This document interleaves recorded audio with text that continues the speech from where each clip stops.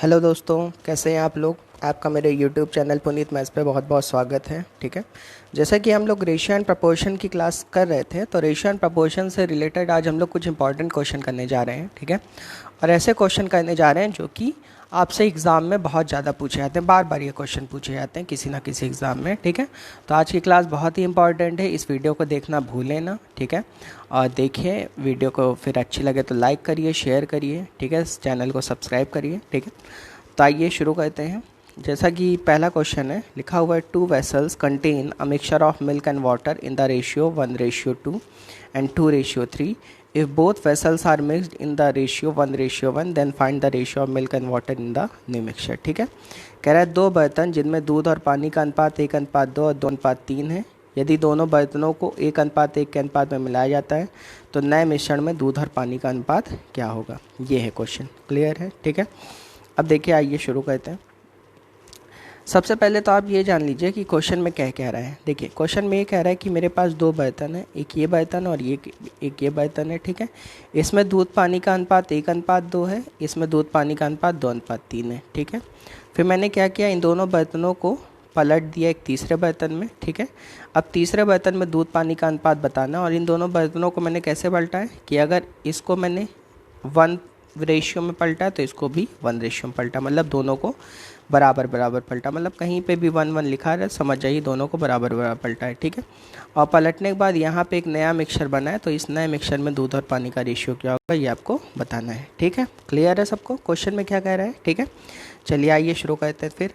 देखिए, पहले बर्तन में दूध पानी का अनुपात कितना था, 1:2 था, तो यहाँ मिल्क लिख लिया, यहाँ वाटर लिख लिया। ठीक है, और ये फर्स्ट बर्तन है। ठीक है, तो फर्स्ट बर्तन में दूध पानी का अनुपात कितना था, 1:2 था, तो यहाँ 1 लिख लिया, यहाँ क्या लिख लिया, 2 लिख लिया। ठीक है, अच्छा, दूसरे बर्तन में दूध पानी का अनुपात कितना था, 2:3 था, यहाँ 2 लिख लिया, यहाँ क्या लिख लिया, 3 लिख लिया। ठीक है, क्वेश्चन में कह रहा है दोनों बर्तनों को 1:1 के अनुपात में मिलाया गया तो नए मिश्रण में दूध और पानी का अनुपात क्या होगा। ठीक है, देखिए मैं इसको आपको अच्छे से करके दिखा दे रहा हूँ। ठीक है, सबसे पहले ये देखिए कि पहले बर्तन में दूध पानी का अनुपात 1:2 था। ठीक है, दूसरे बर्तन में दूध पानी का अनुपात 2:3 था। ठीक है, तो और क्वेश्चन में कह रहा है मिक्सचर में दूध पानी का अनुपात क्या होगा। ठीक है, तो जब भी ऐसा क्वेश्चन आएगा, सबसे पहले ये जो दूध और पानी है, ये जो दूध और पानी है, ठीक है, ये जो दूध है और ये जो पानी है, इन दोनों रेशियो को पहले ऐड कर लिया करिए। 2 में 1 जोड़ा 3, ठीक है, 2 में 3 जोड़ा 5। क्लियर है सबको। ठीक है, अब ऐड करने के बाद आप क्या किया करिए, इन दोनों रेशियो को बराबर कर लिया करिए। कैसे बराबर करेंगे, ढक्कन मेथड से। ऊपर वाले को 5 से मल्टीप्लाई कर दीजिए, नीचे वाले को 3 से। देखिए दोनों बराबर हो गए, 5 तिया 15, 5 तिया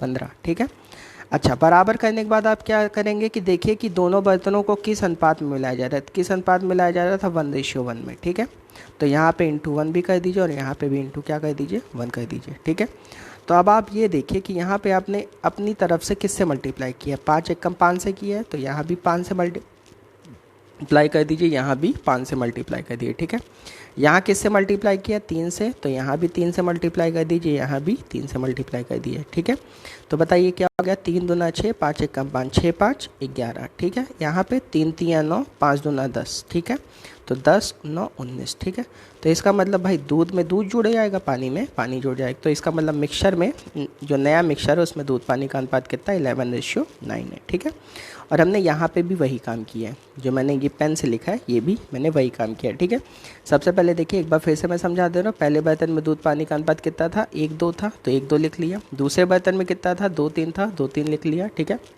1 में 2 जोड़ा 3, 2 में 3 जोड़ा 5। ठीक है, अब ये जो 5 है इसको ऊपर मल्टीप्लाई कर दिया, ये जो 3 है इसको नीचे मल्टीप्लाई कर दिया। ठीक है, फिर देखिए दोनों बर्तनों किस अनुपात में मिलाया गया, 1:1 में, तो इसको 1 से मल्टीप्लाई, इसको भी 1 से मल्टीप्लाई। ठीक है, फिर यहाँ पे 5 एकम 5, तो यहाँ भी 5 से मल्टीप्लाई, यहाँ भी 5 से, क्योंकि इक्वेशन को बैलेंस करना है इसलिए ऐसा किया गया कि क्योंकि देखिए 5 दूना 10, 5 एकम 5, 10 5 15। ठीक है, आ रहा है ना, तो यहाँ भी फिर 3 से मल्टीप्लाई किया, तो यहाँ भी 3 से, तो यहाँ भी 3 से। ठीक है, अब इसके बाद मिल्क को हमें देखना है, तो मिल्क कितना होगा, 5 एकम 5, 3 दूना 6, 6 5 11, इधर 5 दूना 10, 3 तिया 9।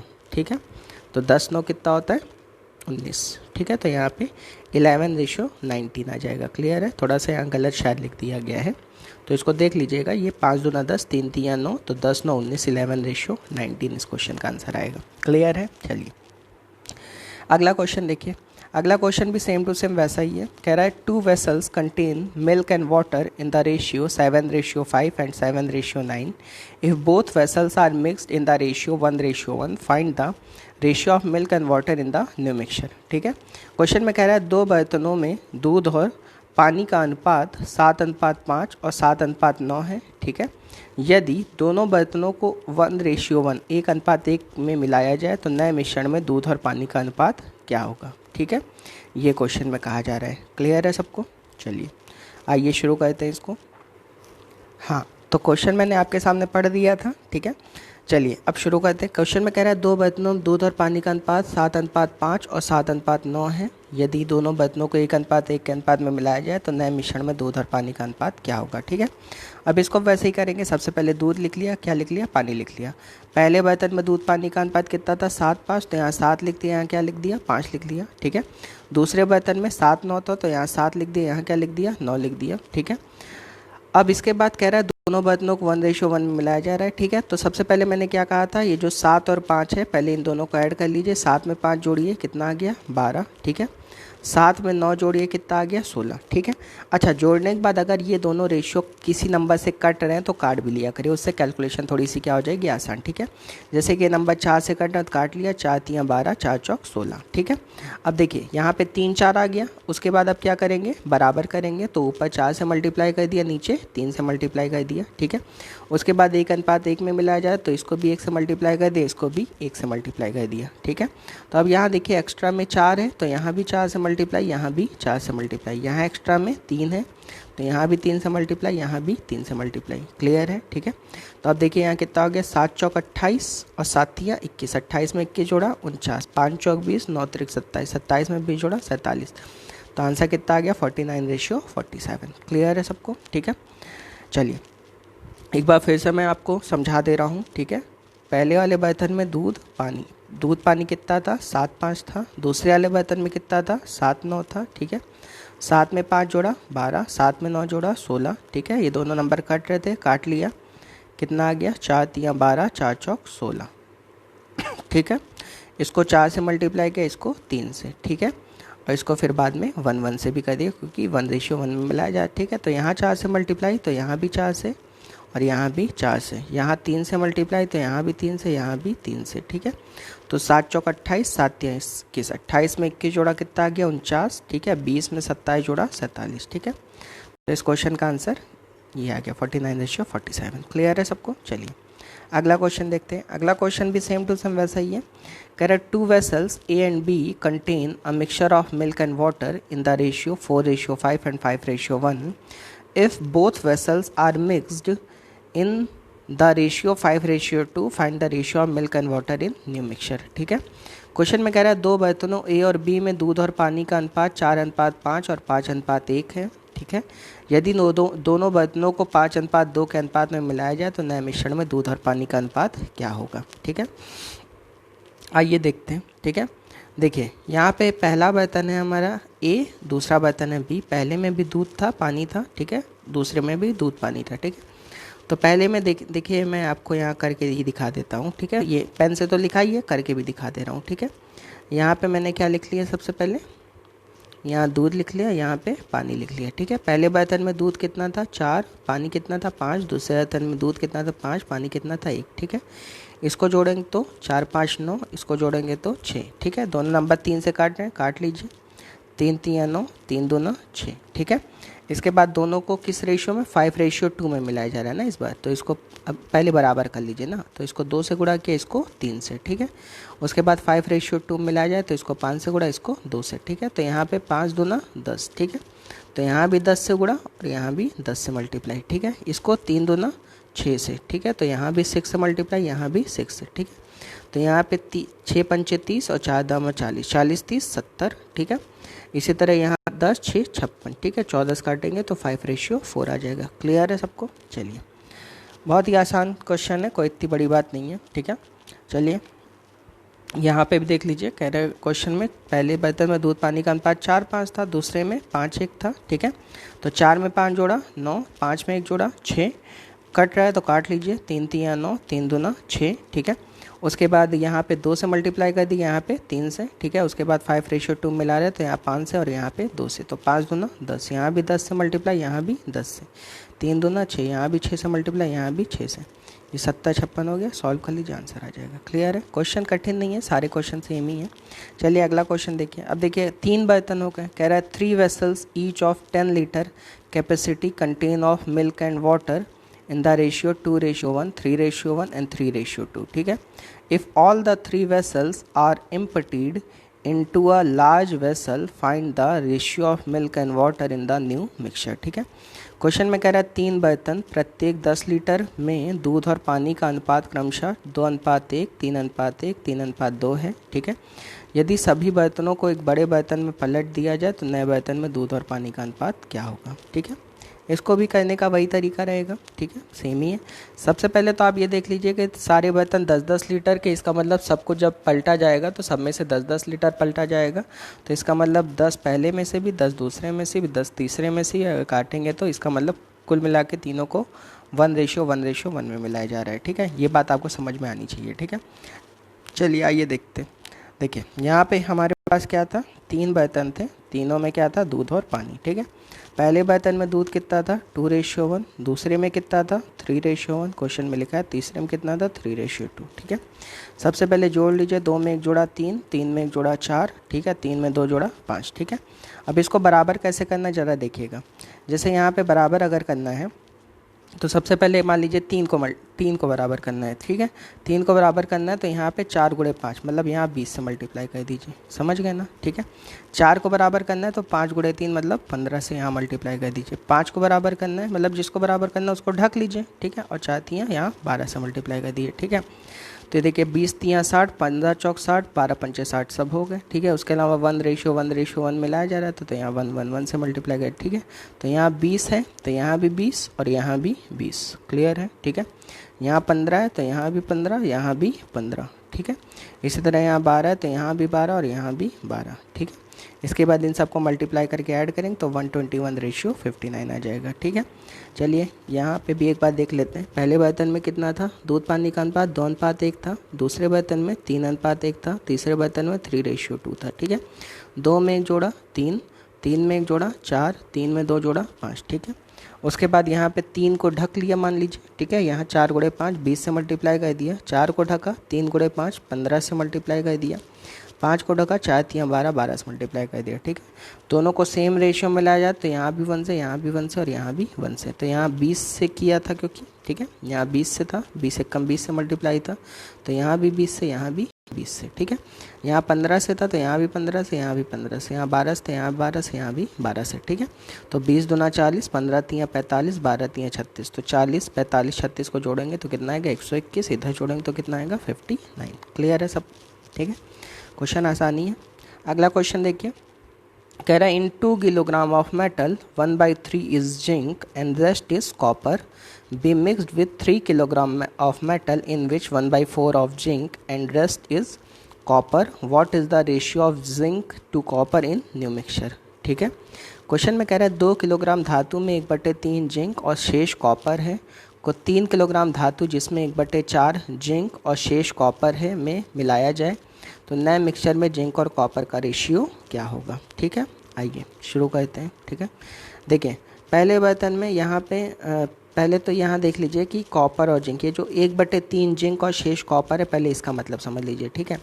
ये देखिए 1/3 जिंक और शेष कॉपर का मतलब यही हुआ कि ये मैंने आपको पहले बताया था कि जैसे मान लीजिए टोटल मेटल 3 का है, ठीक है, तो 3 में 1 क्या है, जिंक है, तो कॉपर कितना होगा, 2 होगा। बात समझ में आ रही है, बताया था ना ये, ठीक है, पहली वाली क्लास में। चलिए तो वही चीज़ यहाँ पे भी हम करने जा रहे हैं। यहाँ सबसे पहले जो पहला मेटल है उसमें कॉपर है और क्या है, जिंक है, ठीक है। तो यहाँ कॉपर लिख लिया, यहाँ क्या लिख लिया, जिंक लिख लिया, ठीक है। तो पहले में देखिए कह रहा है 1/3 जिंक है तो 3 में से 1 जिंक लिख लिया, ठीक है। तो कॉपर कितना होगा, 2 होगा, 2 लिख लिया, ठीक है।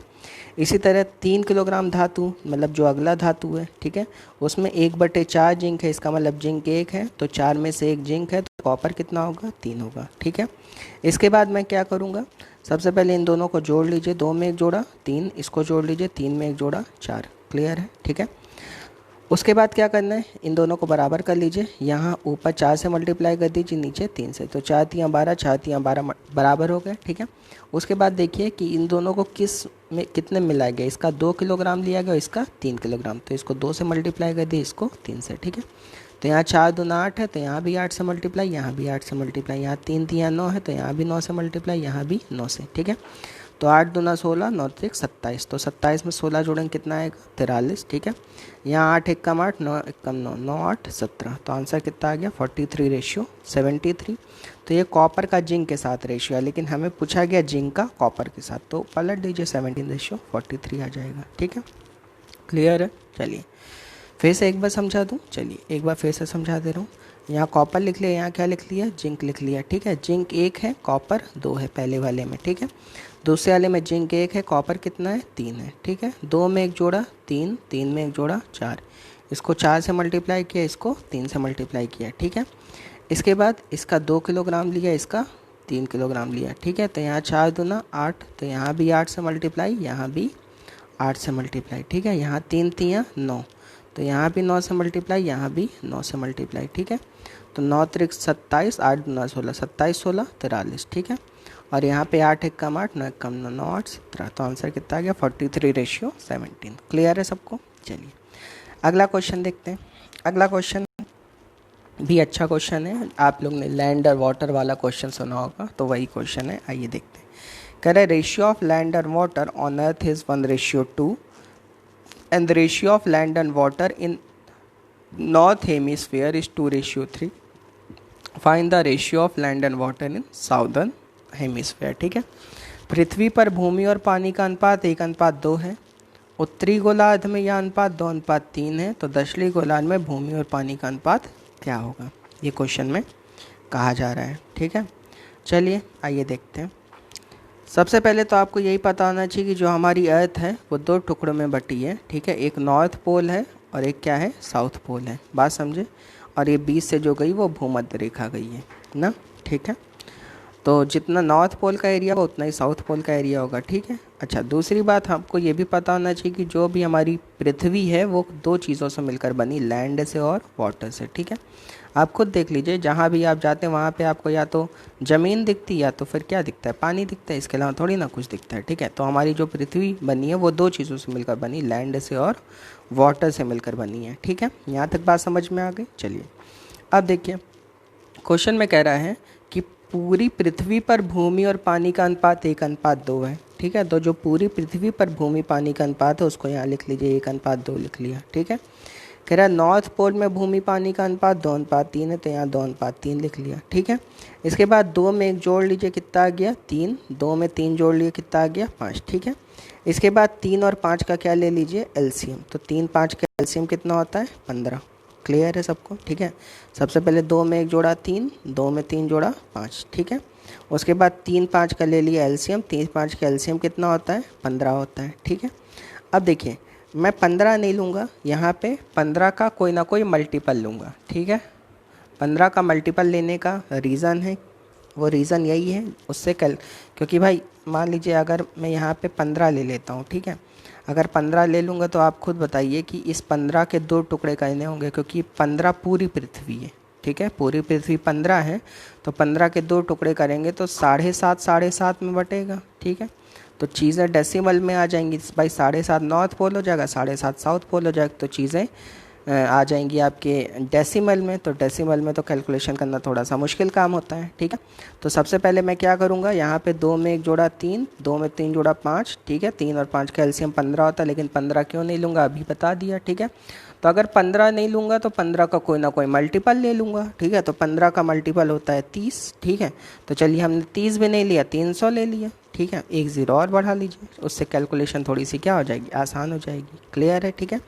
तो अब ये जो 300 है, ये जो 300 है ये समझिएगा क्या है, ये जो 300 है, ये 300 है आपकी पूरी पृथ्वी। पूरी पृथ्वी कितने की है, 300 की, मतलब पूरी पृथ्वी का एरिया कितना है, 300 है। बात समझ में आ रही है, ठीक है। अब इस 300 में लैंड और वाटर, पूरी पृथ्वी की मैं बात अभी कर रहा हूँ, पूरी इस 300 में लैंड और वाटर 1:2 में है, ठीक है। 1:2 में है, ठीक है। तो आप खुद बताइए कि अगर 300 में 1:2 में लैंड वाटर है तो मैं कह सकता हूँ 2 में 1 जोड़ा 3, तो 3 बराबर 300, ठीक है। तो 3 बराबर 300 तो 1 बराबर 100, तो 2 बराबर 200, ठीक है। इसका मतलब 300 में से लैंड पूरी पृथ्वी पे 100 होगा और पानी कितना होगा, 200 होगा। यहाँ तक बात समझ में आई, ठीक है, क्लियर है सबको। चलिए अच्छा, अब आगे की बात करते हैं। अगर पूरी पृथ्वी हमने 300 की निकाल दी और 300 में से लैंड हमारा 100 है, क्योंकि लैंड और पानी का अनुपात 1:2 है, ठीक है। तो लैंड हमारा 100 है तो पानी कितना है, 200 है, ठीक है। और पूरी पृथ्वी कितने की है, 300 की है। क्लियर है सबको, ठीक है। तो आप खुद बताइए कि यहाँ पे जो पूरी पृथ्वी 300 की, उसमें 2 हिस्से हैं। उसमें कितने हिस्से हैं, 2 हिस्से हैं। एक नॉर्थ पोल है ना, और एक साउथ पोल है। क्लियर है सबको, ठीक है। तो अगर पूरी पृथ्वी 300 की, इसका मतलब 150 नॉर्थ पोल है और 150 साउथ पोल है। ये बात समझ में आ गई, ठीक है। अगर 150 नॉर्थ पोल है, 150 साउथ पोल है, तो ये बताइए जो नॉर्थ पोल है उसमें भूमि का पानी का अनुपात 2:3 है, ठीक है। तो इस 150 में अगर मैं कहूँ तो इस 150 को 2:3 में बांटना, तो मैं कह सकता हूँ 2 में 3 जोड़ा 5, तो 5 बराबर 150, ठीक है। तो 1 बराबर 30, ठीक है। 1 बराबर 30, तो 2 बराबर 60, तो 3 बराबर 90, ठीक है। इसका मतलब इस 150 में लैंड हो जाएगा 60 और पानी हो जाएगा 90, ठीक है। अगर लैंड 60 है और पानी 90 है, ठीक है, नॉर्थ पोल की मैं बात कर रहा हूँ, ठीक है। तो आप खुद बताइए पूरी पृथ्वी में लैंड कितना था, 100 था, नहीं था, ठीक है। तो 100 में 60 इधर हो गया, तो साउथ पोल में कितना होगा, 40, ये देखिए है, ठीक है। इसी तरह पूरी पृथ्वी में पानी कितना था, 200 था, तो 200 में 90 ऊपर हो गया तो 110 नीचे होगा, ठीक है। तो 40:110 का मतलब 4:11, ठीक है। इसका मतलब साउथ पोल में लैंड और वाटर का रेशियो कितना होगा, 4:11, ठीक है। चलिए मैं इस क्वेश्चन को एक बार फिर से और अच्छे से एक्सप्लेन कर दे रहा हूँ, ठीक है, क्योंकि ये क्वेश्चन काफ़ी बार पूछा गया और इसी से रिलेटेड 2-3 क्वेश्चन हम लोग और भी करेंगे, ठीक है। आइए देखते हैं। क्वेश्चन में कह रहा है कि पूरी पृथ्वी में लैंड और वाटर का रेशियो 1:2 है, ठीक है। तो यहाँ 1:2 लिख लिया, ठीक है। सबसे पहले पूरी पृथ्वी का एरिया निकाल लिया करिए, उससे चीज़ें थोड़ी सी आसान हो जाएंगी, ठीक है। उसके अलावा नॉर्थ पोल में कितना है लैंड वाटर का रेशियो, 2:3 है, 2:3 लिख लिया, ठीक है। 2 में 1 जोड़ा 3, 2 में 3 जोड़ा 5, 3 5 का एलसीएम 15। तो ये जो 15 है ये पूरी पृथ्वी का क्या एरिया है। लेकिन 15 हम क्यों नहीं लेंगे, क्योंकि ये 7.5 हो जाएगा, कैलकुलेशन थोड़ी सी टफ हो जाएगी, ठीक है।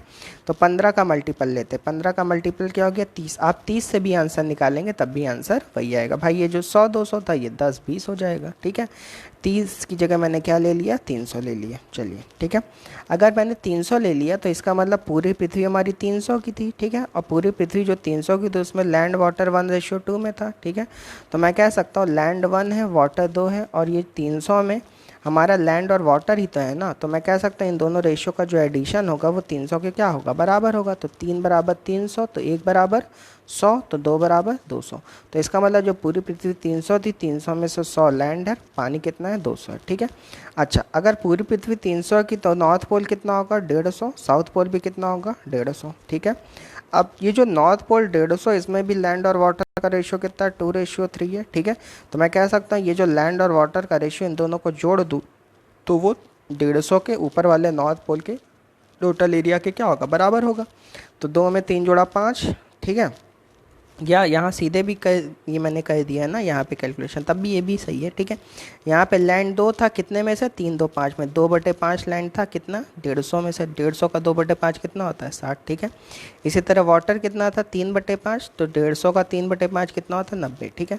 तो लैंड अगर 60 आ गया, ठीक है, तो लैंड था कितना, पूरा 100, तो 100 में से 60 लैंड, तो नीचे कितना लैंड होगा, 40, ठीक है। इसी तरह टोटल पानी 200 था, ऊपर कितना आ गया, 90, तो 200 में से ऊपर 90 पानी, तो नीचे कितना होगा, 110, ठीक है। तो साउथ पोल में लैंड और वाटर का रेशियो कितना आ गया, 40:110, मतलब 4:11, ठीक है। चलिए अगला क्वेश्चन भी ऐसा ही है, घबराने वाली बात नहीं है, चलिए कहते हैं, ठीक है। क्वेश्चन में कह रहा है in a coloured picture of red and green colour, red and green colour is used in the ratio 2:3, मतलब पूरी पिक्चर में रेड और ग्रीन कलर का रेशियो 2:3 है, ठीक है। If in the upper half green ratio red is 5:4, then in the lower half red ratio green ratio is, ठीक है। किसी लाल और हरे रंग के चित्र में लाल और हरे रंग का प्रयोग 2:3 के अनुपात में किया गया है, ठीक है। यदि ऊपरी हिस्से में हरे और लाल रंग का अनुपात 5:4 है तो निचले हिस्से में लाल और हरे रंग का अनुपात क्या था। ठीक है, जैसे अभी वहाँ लैंड और वाटर था तो यहाँ पे लाल और हरा रंग हो गया है। ठीक है, ये भी कहने का तरीका वैसे ही है। ठीक है, आइए देखते हैं। देखिए, सबसे पहले यहाँ 2:3 लिख लीजिए, यहाँ पे 5:4 लिख लीजिए, फिर जोड़ लीजिए। 2 में 3 जोड़ा 5, 5 में 4 जोड़ा 9, 9 5 का एलसीएम ले लीजिए, कितना आ गया 45। ठीक है, तो इसका मतलब जो पूरे चित्र का एरिया होगा वो 45 होगा, लेकिन हम 45 नहीं लेंगे। क्यों? क्योंकि इसको आधे आधे में बांटना पड़ेगा, तो 22.5 22.5 बटेगा। ठीक है, तो इससे अच्छा मैं 45 का मल्टीपल ले लेता हूँ। तो 45 का मल्टीपल कितना हो गया 90। ठीक है, अभी यही काम तो वहाँ भी किया था। ठीक है, सबसे पहले हम क्या करेंगे, सबसे पहले 2:3 यहाँ लिख लिया, यहाँ 5:4 लिख लिया। 2 में 3 जोड़ा 5, 5 में 4 जोड़ा 9, 5 9 का एलसीएम 45। ठीक है, 45 यहाँ क्या लेंगे 90। ठीक है, तो इसका मतलब पूरा चित्र हमारा कितने का है 90 का है। ठीक है, अब इस पूरे चित्र जो 90 एरिया में है, पूरा चित्र हमारा 90 एरिया में, इसमें इसमें लाल और हरे रंग का रेशियो कितना है 2:3 है। ठीक है, तो मैं कह सकता हूँ इन दोनों का जो एडिशन होगा वो 90 के क्या होगा बराबर। तो 3 2 5, 5 बराबर 90। ठीक है, तो 1 बराबर 18, 1 बराबर 18, तो 2 बराबर 36, ये देखिए लिखा हुआ है। ठीक है, तो 3 बराबर 54। ठीक है, इसका मतलब ये हो गया कि ये जो 90 था, जो पूरा चित्र हमारा 90 था, उसमें लाल रंग 36 रेशियो में था और हरा रंग 54 रेशियो में था। कैसे निकला समझ में आया भाई? पूरा चित्र 90 का था, यहाँ पे लाल और हरे रंग का रेशियो 2:3 था। ठीक है, तो यहाँ पे सबसे पहले इसको बांट ले, 3 2 5। ठीक है, 5 बराबर 90, तो 1 बराबर 18, तो 2 बराबर 36, तो 3 बराबर 54। ठीक है, अच्छा पूरी पिक्चर हमारे 90 की थी। ठीक है, 90 में से लाल रंग और हरा रंग अलग अलग कर लिया। ठीक है, अच्छा पूरी पिक्चर 90 की थी, तो इसका मतलब जो ऊपर वाला हिस्सा होगा वो भी 45 का होगा, नीचे वाला भी 45 का होगा। ठीक है, अगर ऊपर वाला हिस्सा 45 का है तो जो ऊपर वाला हिस्सा उसमें हरे और लाल रंग का रेशियो कितना है 5:4 है। ठीक है, अगर हरा रंग 5:4, हरा और लाल रंग का रेशियो 5:4 है, तो मैं हरा निकालूँ तो कितना होगा, हरा 5 है, कितने में से 9 में से। ठीक है, तो 5/9 है, किसका 5/9 45 का। ठीक है, क्लियर है। तो 5/9 गुणे 45 का कितना आ गया 25। हरा रंग ऊपर 25 आ गया। लाल रंग निकालना है तो 4/9 कर लीजिए, लाल रंग का रेशियो बटे सम ऑफ 4/9 किसका 45। ठीक है, तो ये करेंगे कितना आ गया 20 आ गया। ठीक है, इसका मतलब ये हो गया कि हरे रंग 25, हरा रंग आ गया 25 और हरा रंग टोटल कितना है 54 है। तो 54 में से 25 गया, कितना बचा 16। बात समझ में आ रही है भाई? टोटल पूरे चित्र में हरा रंग 54 है, ऊपर आ गया 25, तो 54 - 25 करेंगे तो कितना आएगा 16 ही तो आएगा ना, कुछ और आएगा नहीं, 29 आएगा। ठीक है, तो 54 - 25 किया तो कितना आ गया 29 आ गया। ठीक है, लाल रंग कितना है पूरे चित्र में 36 है, यहाँ कितना है 20 है, तो 36 में से 20 का कितना आ गया 16। ठीक है, तो इसका मतलब निचले हिस्से में लाल और हरे रंग का रेशियो कितना होगा 16:29। ठीक है, किया मैंने कुछ नहीं है, बहुत ही आसान बातें बताई हैं। सबसे पहले 2:3 जोड़ लीजिए, 3 2 5, 5 4 9, 5 9 का एलसीएम 45, 45 दूना 90। ठीक है,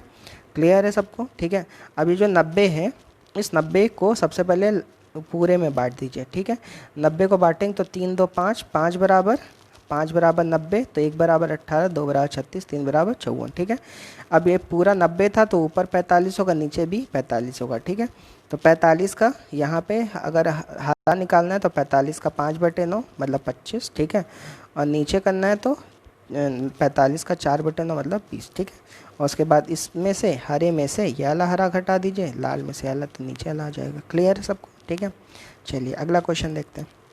अगले क्वेश्चन देखिए, अगला क्वेश्चन थोड़ा ठीक क्वेश्चन है। कह रहा है a canvas is fully painted by using only two colors, pink and blue, in the ratio 2:3. if half the reason the ratio of pink and blue color used is 2:7, find the cost of other half reason painted with blue color if the total cost for painting the canvas is ₹1800। ठीक है, question में कह रहा है एक canvas 2:3 के अनुपात में केवल 2 रंगों गुलाबी और नीले रंग का उपयोग करके पूरी तरह से चित्रित किया गया है। ठीक है, आधे क्षेत्र में उपयोग किए जाने वाले गुलाबी और नीले रंग का अनुपात 2:7 है। नीले रंग से रंगे अन्य आधे क्षेत्र की लागत क्या होगी यदि कैनवास पेंट करने की कुल लागत ₹1800 है। ठीक है, ये क्वेश्चन भी वैसे ही है। ठीक है, सबसे पहले पूरे चित्र में गुलाबी और नीले रंग का अनुपात कितना है 2:3 लिख लिया।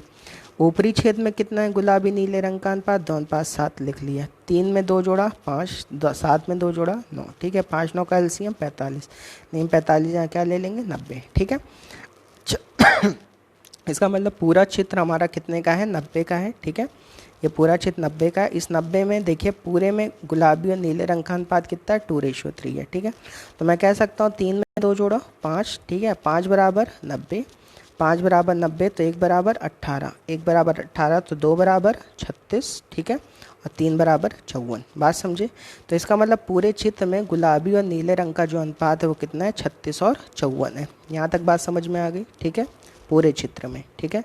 अच्छा, अगर मैं यहाँ पे ऊपरी हिस्से की बात करूं, ठीक है, क्योंकि पूरा चित्र 90 का था तो ऊपरी हिस्सा 45 का होगा, नीचे वाला भी 45 का होगा, ठीक है। अगर ऊपरी हिस्से की बात करूं तो उसमें गुलाबी और नीले रंग का अनुपात 2:7 था, ठीक है। तो अगर मैं गुलाबी रंग निकालूं तो कितना होगा, 2 होगा, कितने में से, 9 में से। तो 2/9 किसका, 2/9 45 का, 45 का 2/9 कितना हो गया, 10, ठीक है। नीचे वाले निकालें तो 7/9 किसका, 7/9 45 का कितना हो गया, 35, ठीक है। तो इधर ऊपर वाले में पिंक 10 है तो टोटल कितना है, 36 है पिंक। तो 36 में से 10 गया, कितना बचा नीचे वाले में, 26। नीचे वाले में ब्लू कितना है, 35, और टोटल कितना, 54, 54 में 35 गया 19, ठीक है। तो रेशियो कितना आ गया, 26:19 आ गया, ठीक है। अच्छा, क्वेश्चन में कह रहा है कि पूरे पेंट को कराने का खर्च कितना है, कैनवास को पेंट कराने का 1800 है, ठीक है।